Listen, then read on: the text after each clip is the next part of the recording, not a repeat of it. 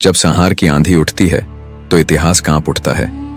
जब किसी का अहंकार आकाश छूने लगता है तो विधि का विधान उसे धूल में मिला देता है। परंतु क्या हो जब कोई इतना प्रबल हो जाए कि स्वयं देवता भी उसे रोकने में असमर्थ हो। यह कथा है एक ऐसे दानव की जिसने केवल पृथ्वी ही नहीं बल्कि समूचे ब्रह्मांड को अपने अधीन करने का स्वप्न देखा था, जिसका नाम ही भय का पर्याय था।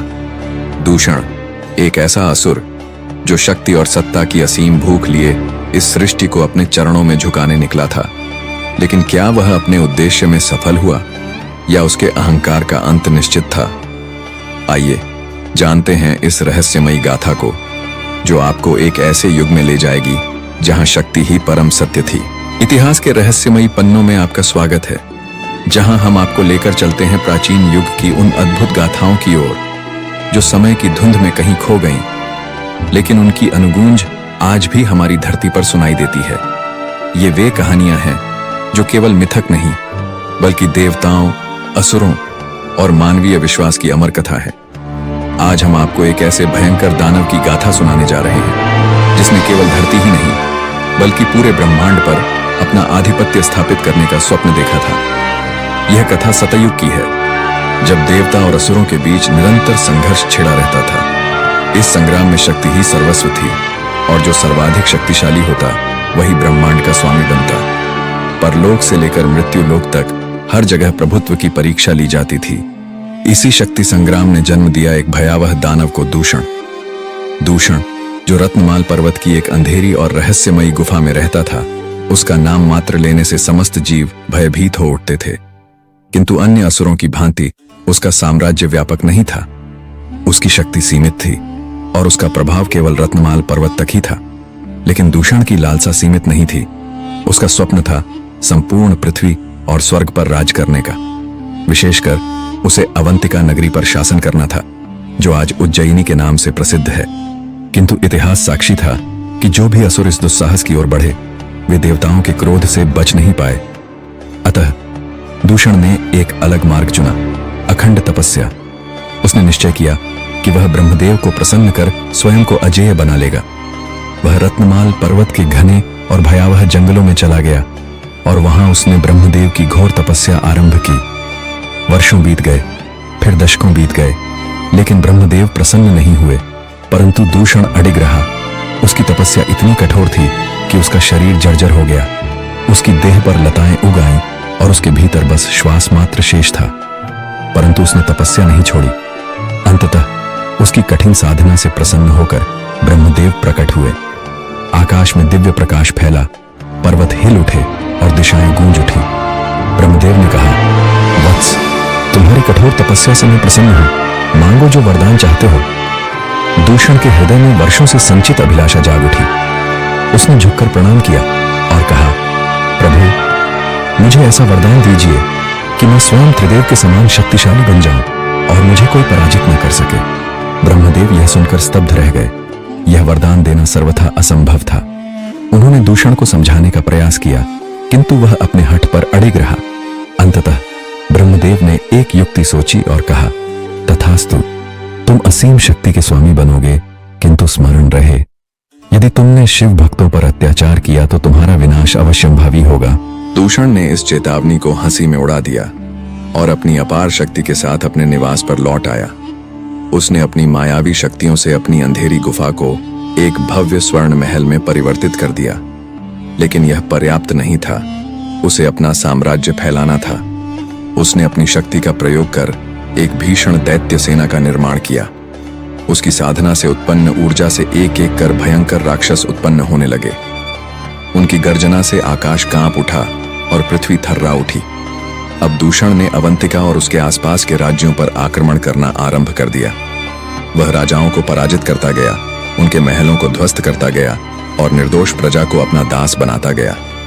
लेकिन वह यह भूल गया कि उसका अभिशाप अब उसके विनाश की आहट बन चुका था। आगे क्या हुआ? क्या दूषण संपूर्ण ब्रह्मांड पर अपना साम्राज्य स्थापित कर सका या उसका अंत निश्चित था?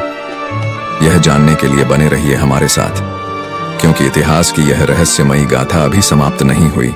जैसे जैसे दूषण की सत्ता बढ़ती गई, उसकी क्रूरता और अत्याचारों की आंधी ने समस्त भूभाग को भयभीत कर दिया। हर राज्य, हर नगर उसकी शक्ति के आगे नतमस्तक होने लगा, किंतु उसे यह ध्यात नहीं था कि यह विजय सदा के लिए नहीं थी, क्योंकि एक ऐसी शक्ति थी जो अब भी उससे अधिक प्रबल थी, महाकाल स्वयं। क्या दूषण का आतंक चिरस्थायी था या स्वयं महादेव उसे रोकने के लिए अवतरित होंगे? यह जानने के लिए हमारे साथ बने रहिए और इस पौराणिक गाथा के अगले अध्याय के लिए हमारे चैनल को सब्सक्राइब करें। अल्प समय में ही दूषण ने अनेक राज्यों और कबीलों को अपने अधीन कर लिया था। उसकी शक्ति और नृशंसता इतनी भयंकर थी कि अवंतिका सहित कई समृद्ध नगरों ने बिना प्रतिरोध किए उसकी अधीनता स्वीकार कर ली। केवल मानव ही नहीं, बल्कि पाताल लोक के कई असुर भी उसके भय से या लोभवश उसके अनुचर बन गए। जैसे जैसे दूषण का साम्राज्य विस्तृत होता गया, वैसे वैसे संपूर्ण आर्यावर्त में उसका आतंक गहराने लगा। जिस राज्य पर भी उसकी दृष्टि पड़ती, वहां के शासक युद्ध से पूर्व ही आत्मसमर्पण कर देते, क्योंकि उन्हें ध्यात था कि उसके विरुद्ध संघर्ष केवल मृत्यु को निमंत्रण देना था। जो राजा समर्पण से इनकार करता, वह युद्ध भूमि में निर्ममता पूर्वक समाप्त कर दिया जाता और उसका राज्य, उसकी रानियां तथा अपार संपत्ति दूषण के नियंत्रण में आ जाती। दूषण की नृशंसता इतनी भयावह थी कि संपूर्ण विश्व ने उसे महाकाल का प्रतिरूप कहना प्रारंभ कर दिया। उसका अत्याचार केवल राज्यों को जीतने तक सीमित नहीं रहा, अब उसकी दुष्ट दृष्टि उन संतों और महर्षियों पर पड़ने लगी जो ईश्वर की भक्ति में लीन रहते थे। दूषण यह स्वीकार नहीं कर सकता था कि कोई भगवान का गुणगान करे, क्योंकि उसका मानना था कि जब वह स्वयं अजेय और अद्वितीय शक्ति बन चुका है, तो फिर किसी और की आराधना क्यों हो। उसने आदेश दिया कि उसके अधीन जितने भी नगर और राज्य हैं, वहां किसी भी प्रकार की धार्मिक पूजा, यज्ञ और हवन का आयोजन पूर्णतः निषिद्ध कर दिया जाए। दूषण के दानव सैनिकों ने इस आदेश का पालन करते हुए समस्त देवालयों को ध्वस्त करना प्रारंभ कर दिया। मंदिरों को तोड़ा गया, वेदियों को अग्नि के हवाले किया गया और ऋषि मुनियों पर भीषण अत्याचार किए गए। जो भी इस आदेश का उल्लंघन करता, उसे कठोरतम दंड दिया जाता। अनेक संतों को निर्ममता से प्राण दंड दिया गया। कुछ ही समय में दूषण ने संपूर्ण आर्यावर्त में ईश्वर की भक्ति को लगभग समाप्त कर दिया। अब उसे यह भ्रांति हो गई थी कि वह स्वयं ही एक अपराजेय देवता बन चुका है।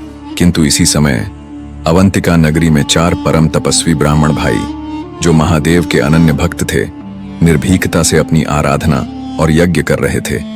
उन्होंने दूषण के आदेशों की अवहेलना करते हुए निडरता से शिव की उपासना जारी रखी। जब यह समाचार दूषण के गुप्तचरों द्वारा उसे प्राप्त हुआ, तो उसका क्रोध विकराल हो उठा।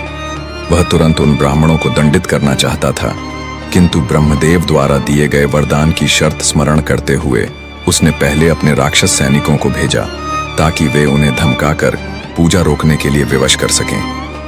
दूषण के असुर सैनिक जब उन ब्राह्मणों के पास पहुंचे, तो उन्होंने शांत भाव से उन्हें चेतावनी दी, यह तुम्हारे लिए अंतिम अवसर है। यदि तुमने महादेव की पूजा बंद नहीं की, तो तुम्हें प्राण दंड दिया जाएगा। परंतु चारों ब्राह्मणों ने निडर होकर उत्तर दिया, हम केवल महादेव के भक्त हैं, किसी असुर के नहीं। यदि मृत्यु हमारा भाग्य है, तो हमें स्वीकार है, किंतु हम भगवान शिव की आराधना कभी नहीं त्यागेंगे।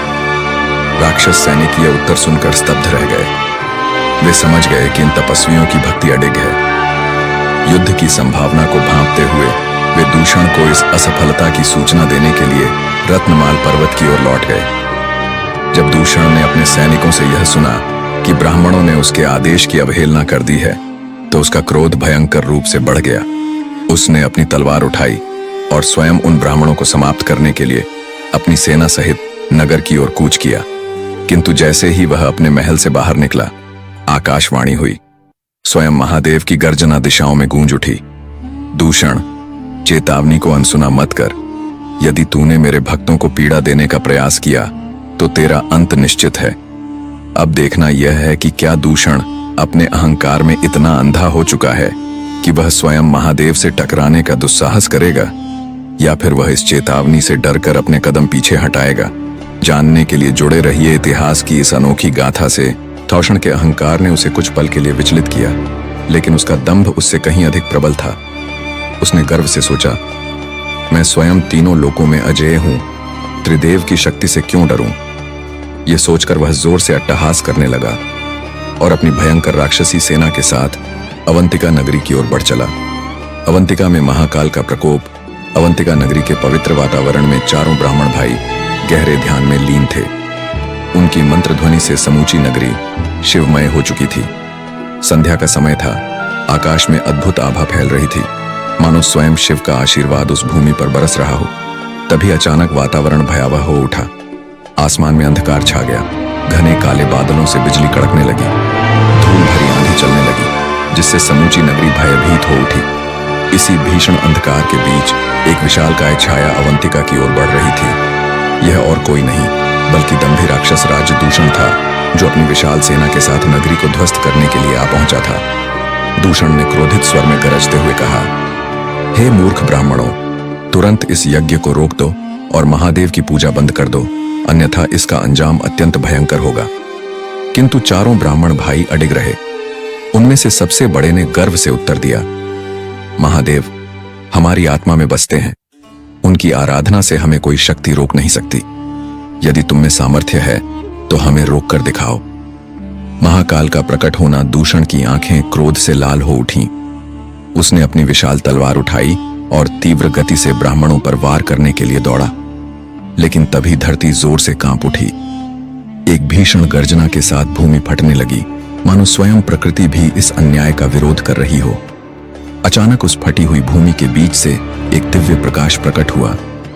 बिजली के समान चमकते उस प्रकाश के मध्य से स्वयं महादेव ने महाकाल रूप में प्रकट होकर प्रचंड हुंकार भरी। उनका विराट स्वरूप अत्यंत भयानक था। तीनों लोग कांप उठे। काल भी भय से सिहर उठा। उनकी ज्वलंत नेत्रों से अग्नि की लपटें निकल रही थीं। उनके त्रिशूल से विद्युत प्रवाहित हो रही थी और उनका प्रचंड रौद्र रूप देखकर समस्त अवंतिका नगरी थर्रा उठी। दूषण और उसकी सेना भयभीत हो उठी, किंतु उसका अहंकार अभी भी उसे सत्य स्वीकारने नहीं दे रहा था। वह क्रोध में चिल्लाया, तुम चाहे जो भी हो, मेरी शक्ति के आगे कुछ नहीं कर सकते। महाकाल और असुरों का महासंग्राम अपने बचाव के लिए दूषण ने अपनी मायावी शक्ति का प्रयोग किया और देखते ही देखते असंख्य राक्षस उत्पन्न कर दिए। वे चारों दिशाओं से महाकाल को घेरने लगे। भयंकर गर्जना करते हुए उन पर आक्रमण करने लगे, किंतु महाकाल अचल खड़े थे। उन्होंने अपने त्रिशूल को घुमाया और एक ही प्रहार में हजारों असुरों को भस्म कर दिया। उनके प्रत्येक वार से राक्षसों की सेना चूर्ण विचूर्ण होने लगी। दूषण देख रहा था कि उसकी माया भी अब व्यर्थ सिद्ध हो रही है, किंतु उसने हार नहीं मानी। उसने एक बार फिर अपनी समस्त शक्ति एकत्र की और अपने अंतिम अस्त्र का प्रयोग करने का निर्णय लिया। उसने अपने वरदान स्वरूप प्रकट हुई महाशक्ति से एक दैत्याकार अग्नि तलवार बनाई और महाकाल पर प्रहार करने के लिए दौड़ा। दूषण का अंत और महाकाल की विजय दूषण का तलवार वार महाकाल के सामने पहुंचने से पहले ही निष्फल हो गया। महाकाल ने क्रोधित होकर एक प्रचंड हुंकार भरी, जिससे आकाश तक गूंज उठा। फिर उन्होंने तीव्र गति से आकाश में छलांग लगाई और पलक झपकते ही दूषण के समक्ष प्रकट होकर उसे एक प्रचंड घूंसे से कई योजन दूर फेंक दिया।